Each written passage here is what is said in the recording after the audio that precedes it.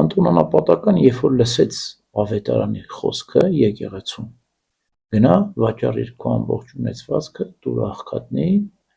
եւ արի իմ հետևից եւ երկնքում գանձեր կունենաս։ Այս ավետարանական դրվագը Քրիստոսի խոսքն է մեծահարուստ երիտասարդին, որ լսելով հիասթափվեց, որտեղ շատ ունեցվածք ուներ։ Բայց անտոնանապատականը դրան հակառակ, երբ որ լսեց այս խոսքը, ծնողներից ժառանգած հարստություն ուներ, մի քույր ուներ։ Գնաց ամբողջ ունեցվածքը վաճառեց, տվեց աղքատներին եւ քրոջ բաժինն էլ բնականաբար ապահովեց եւ ինքն էլ գնաց ճգնելու։ Առաջին 15 տարին ճգնեց մի քարանձավում, որը իրականում գերեզման էր ծառայում որպես քարանձավ էր, որտեղ որ ննջեցյալների դիերն էին դնում, ինքը այդտեղ ճգնեց 15 տարի։ Խիստ ճգնում, այսինքն այնպեսի ներքին մի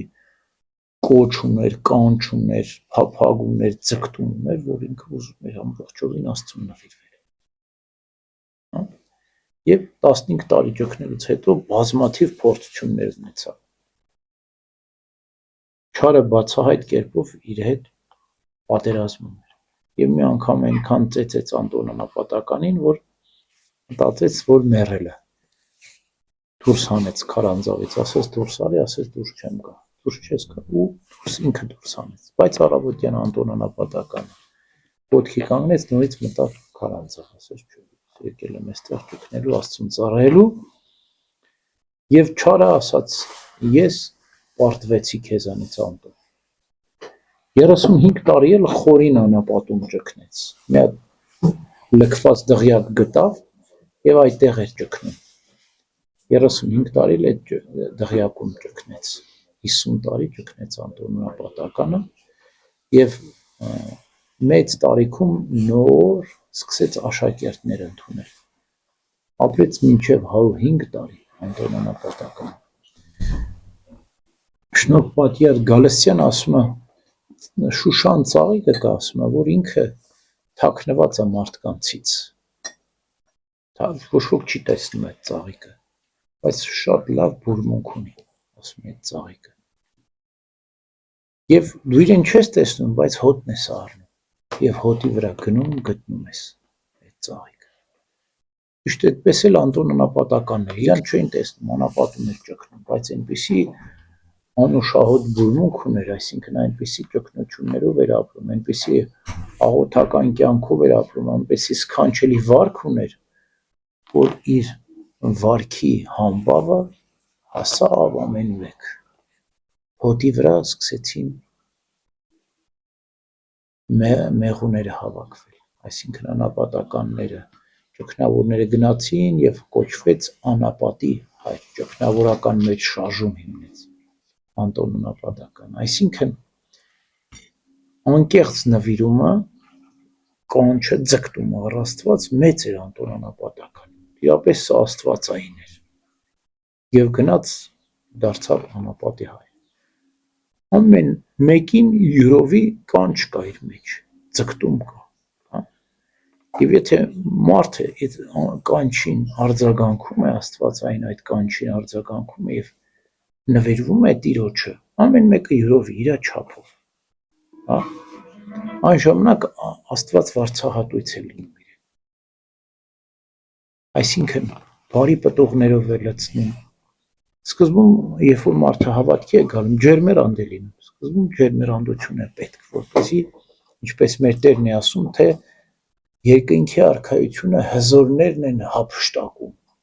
Սկզբում ջերմերանդ պետք է լինես դու, հափշտակես երկնքի արքայությունը, բայց հետո այդ արտաքին ջերմերանդությունը դառնում է ներքին ջերմերանդություն, այսինքն ես շատ եմ տեսել, որ հավատացյալները, երբ որ նոր դարձի են գալիս, ծոմեր, աղոթքներ, ճգնություններ, երկրպագություններ սկզբում։ Հետո տարիների ընթացքում այդ բոլորը դառնում է ներքին, կանոնավորվում է արտաքին ամեն ինչ, այսինքն մենք սկսում ենք արտաքինից կանոնավոր քրիստոնեական ընթացքով եկեղեցու դրված պահքերով, աղոթքներով, հա, բայց այդ արտաքինն է ջերմեռանդությունը դառնում է ներքին։ Ներսից ենք մենք սկսում Տիրոջ հետ ծառայել, արտաքինից մարմինը շատ չափից ավել ճգնություններ չի կարող կրել մարմինը։ Մարմինը տկար է, ինչպես մեր Տերն էր ասում, հոգիս հոժար է, բայց մարմինս տկար։ Հոգին հոժար է, աղոթքի,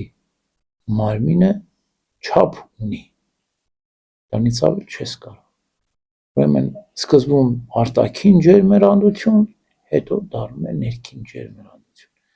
Սկզբում մի քիչ չափազանցված, հետո խիստ կարգ ու կանոնով քրիստոնեական ընթացքը, ասում եմ, դանդաղ երբ որ գնում ես, երկար ճանապարհ ես կարողանում քայլել, բայց երբ որ արագ ես գնում, հոգնում ես, կանգնում ես։ Սուրբ Գրիգոր Տաթևացին ասում է, երկնքի արքայության ճանապարհը, ասում է,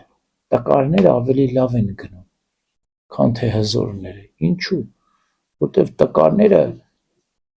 գիտեն, որ իրենք չեն կարող շատ արագ գնալ, դանդաղ են գնում եւ երկար են գնում, բայց հզորները արագ սկսում են եւ հոգնում են, կանգնում են ճանապարհին։ Այդպես էլ խոնարհները, տկարները, մանուկները, ծերերը, կանայք ավելի լավ են գնում երկնքի արքայության մեջ ճանապարհը, քան թե հզորները, առողջները, տղամարդիկ, հարկ ու պատիվ, այս աշխարհի սին հարկ ու պատիվ ունեցողները դժվար են գնում երկնքի արքայություն տան։ Աղքատները, հիվանդները, տկարները ավելի լավ են գնում երկնքի արքայության ճանապարհը, ավելի հեշտ են գնում եւ մինչեւ վերջ հասնում են։ Ուրեմն մենք պետք է ճիշտ գնանք երկնքի արքայության ճանապարհը, որ հասնենք մեր հավիտենական հանգրվանին։